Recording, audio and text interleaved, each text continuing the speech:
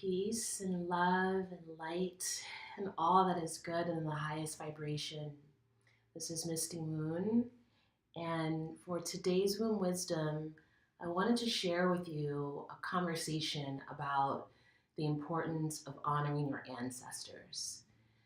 This conversation was sparked from a talk that I held with my mom a few weeks ago, and my mom's Christian.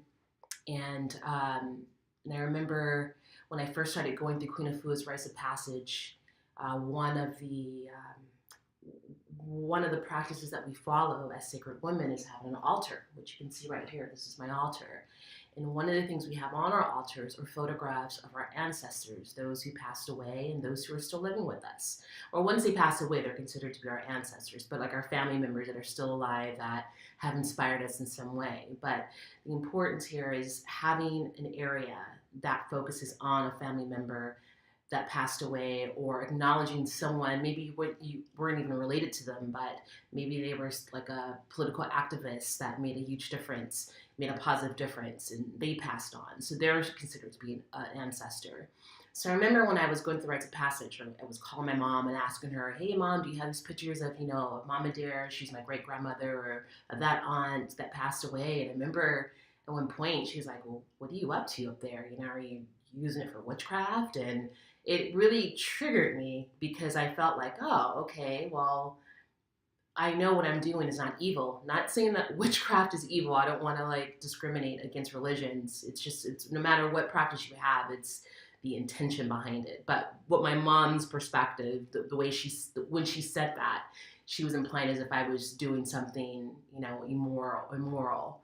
And so we had a conversation a few weeks ago, and the way that I broke it down to her was, look, when our ancestors pass away, especially those that we are related to, we talked about our great grandmothers, great grandfathers, great great great great greats, we are standing on their shoulders.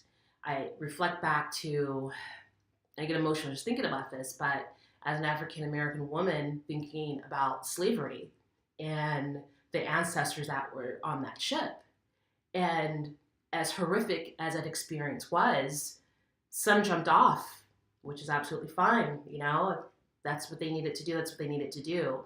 Some were beaten to death, but there were some that prevailed and survived through that entire horrific experience, not just from being shipped from the motherland to this country, the United States, but having to endure years of suppression, of racism, of lynching, and those that survived, I am here because of them.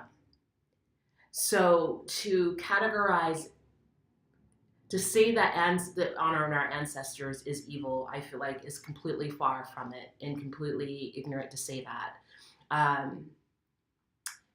It's important that we honor our ancestors because we are, because they are, we are because they were.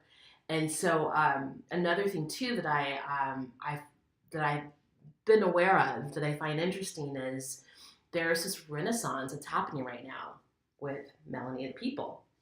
And, with the Black Panther movie and everything that's happening in the media with, pop artists or African American that are getting in the limelight, I feel like there's this, an acknowledgement that we haven't had before as people of color.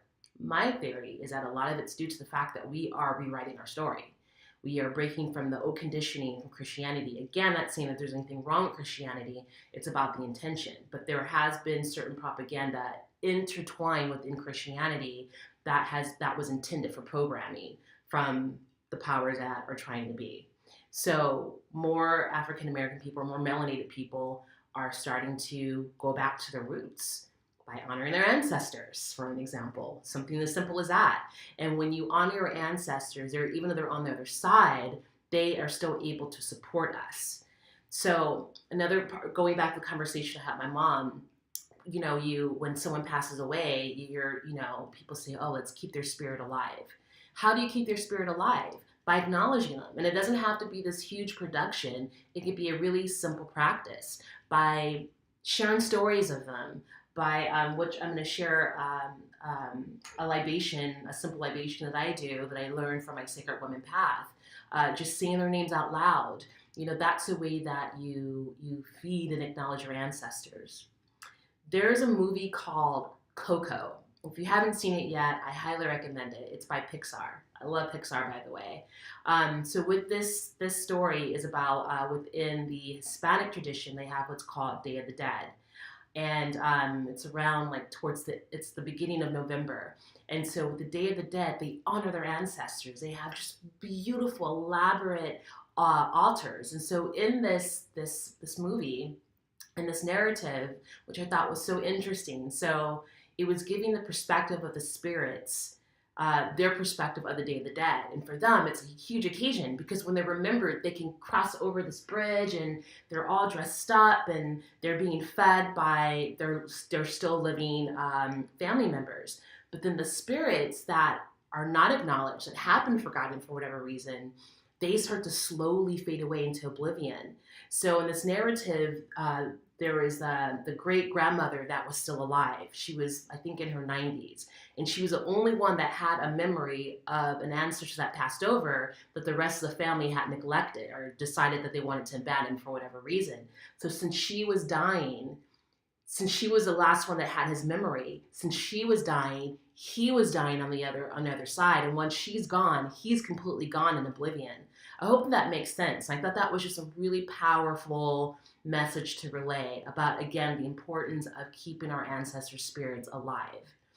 So with that said, I wanted to share with you, there's two things actually, and I'm just realizing that the other is here. So a simple way that you can honor your ancestors is what we call pouring a libation. And it can be as elaborate or as simple as you like. So on my altar, I keep a bowl of water. And since I am a sacred woman and I do follow sacred woman path, we have what's called gateways. And so each gateway has a particular theme. So as you see right now, I have orange on my altar because I'm working within the principle of Bess, which is about movement. And the color is orange for that gateway. And the essential oil for that gateway is bergamot. So I have a little bergamot in my water, and I just oftentimes just sprinkle my altar with it. It smells really nice, and there's a lot of healing benefits to essential oils. So anyway, what I do, this is really simple, and some of you may know, be familiar with this, and some of you may not. You can pour the water into the plant because the plant represents earth. And earth is where our ancestors, where their body went back into. So we're acknowledging that aspect. And so what you could do is just simply take your hand and just sprinkle the plant as you say your ancestor's name. So I'm going to do a little libation right now, acknowledging my ancestors, and this is how I do it. So to my beloved ancestors who have crossed over, I send you love, light, and reverence. To my Big Daddy, Big Mama, Aunt Leela, Aunt Martha, Mama Dear, Grandpa James, Uncle Louie, Zanola, and to my other melanated brothers and sisters who crossed over, who made a positive difference for our people, Harriet Tubman, Maya Angelou, Martin Luther King, Malcolm X, Nina Simone, Josephine Baker. I send you all love and light and reference. Ashe, ashe, ashe. And that's that simple. They've been acknowledged. And again, like it doesn't have to, you don't even have to go through those rituals. It could just be telling stories of them every now and then is a way to keep their spirit alive. This technique comes from more of the Asian tradition. I believe Chinese. I don't really work with this technique too much, but this is what they call ancestral money.